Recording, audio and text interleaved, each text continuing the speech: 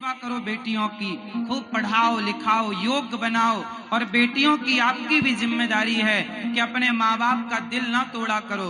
जब तुम किसी लड़के के साथ भाग जाती हो ना, तब बेटियों पर से विश्वास माँ बाप का उठ जाता है कि आज उसकी बेटी भाग गई, कल हमारी ना चली जाए। इसलिए वरना बेटियां तो बेटियां होती हैं। बेटा एक कुल की जिम्मेदारी निभाता है, आज भी बेटियां हैं जो दो दो कुलों की जिम्मेदारी निभाती हैं। माँ बाप को जरा कष्ट हो ना तो बेटी का हृदय कांप जाता है कि माँ बाप को बड़ी तकलीफ हो गई। माँ बाप के लिए आज भी बेटी तड़पती है। बेटों का क्या, बाप का दिल तोड़ देते हैं, पर बेटी लाख बार सोचेगी दिल तोड़ने के लिए। कुछ बेटियां समाज में ऐसी हैं जो माँ बाप की छाती पर खंजर मारकर किसी दो कौड़ी के लड़के के साथ भाग जाती हैं। समाज में ऐसी लड़कियां भी हैं, पर ऐसी लड़कियां भी हैं जो आज भी दोनों कुलों को लेकर चल रही हैं, दोनों कुलों का गौरव है, सम्मान बढ़ा रही है। इसलिए बेटा एक कुल को तारता है, बेटियां दो कुल को तारती हैं। आज भी हमारे शास्त्रों में यह बात लिखी है कि गया जी में यदि किसी का बेटा नहीं है तो बेटी अपने माँ बाप का श्राद्ध पिंडदान कर सकती है। सिर्फ गया जी में बेटियां करती, बेटा नहीं है तो बेटी कर सकती है माँ बाप का श्राद्ध, तर्पण, पिंडदान, सिर्फ गया जी में। तो ये बेटियां, इसलिए एक लड़की ने मेरे से कहा कि महाराज हमारे माँ बाप बड़ा पक्षपात करते हैं, हमारा भाई रात के 10 बजे आता है तो कोई कहना सुनना नहीं होता किसी का, पर मैं जरा 10 मिनट लेट हो जाऊं तो मेरी मम्मी मेरे पापा मेरे ऊपर इतना दबाव बनाते हैं, कहाँ चली गई थी, कहाँ थी, बड़ा परेशान करते हैं। मम्मी तो मार भी लगा देती है कई बार। बेटी बड़ी दुखी हो गई, मेरे माँ बाप बड़ा पक्षपात करते हैं। मेरा भाई लड़कों का कोई बोल बाला नहीं है कि कभी भी आए कभी भी जाएं, उनका तो घर में बड़ा रुतबा है, बेटा है, हम बेटियों को दबा के रखा जाता है। महाराज जी ऐसा क्यों? वो एक लड़की ने मेरे से पूछा था तो मैंने उसको समझाया। मैंने कहा बेटा लड़के का बिगड़ेगा तो कितना बिगड़ेगा। सरिया की दुकान में सरिया में जंग लगेगी तो लोहा कम कीमत का जाएगा तो कम कितना होगा। जंग लगा सरिया बिकेगा तो कितना कम बिकेगा, रुपए 2 रुपए कम बिकेगा, 10 रुपए कम बिकेगा, और क्या होगा। सरिया की दुकान में सरिया दुकान के बाहर होता है, जबकि हीरे की दुकान में हीरा दुकान के भीतर, तिजोरी के भीतर लाल सी डब्बी में होता है।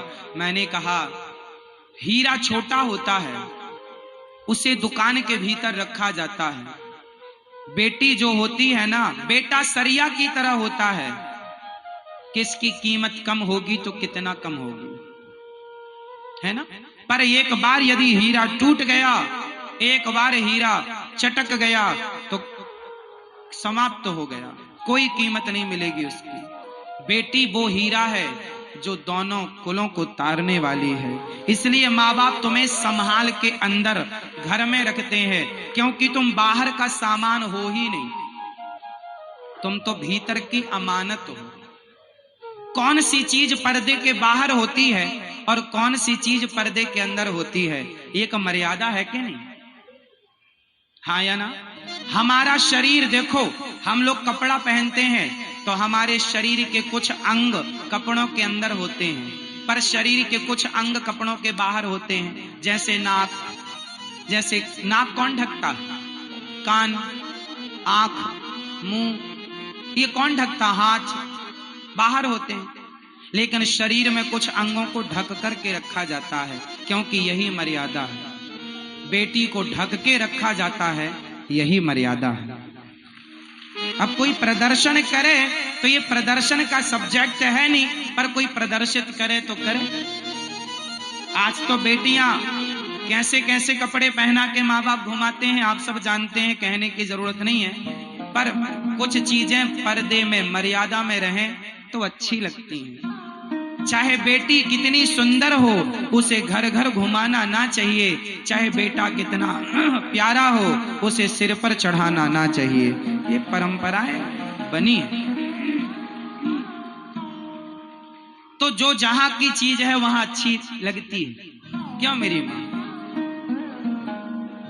इसलिए बेटियों के ऊपर 2 कुलों का भार है, इसलिए आपको थोड़ा मर्यादा में रहना चाहिए।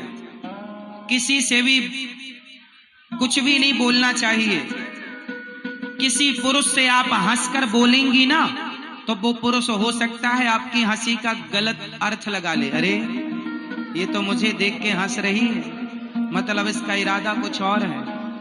आप भले उसके भाई मानकर उसकी तरफ देखकर मुस्कुराओ, पर सामने वाला आपकी हंसी का गलत अर्थ लगा के कल आपके तरफ कुछ भी कह सकता है। इसलिए बेटियों को अपनी हर मर्यादा में रहना चाहिए।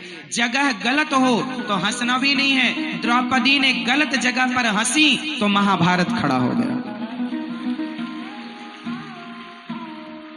हंसने कहां हंसना है, कहां नहीं हंसना, कहां उठना है, कहां बैठना है, किससे बोलना और किससे नहीं बोलना।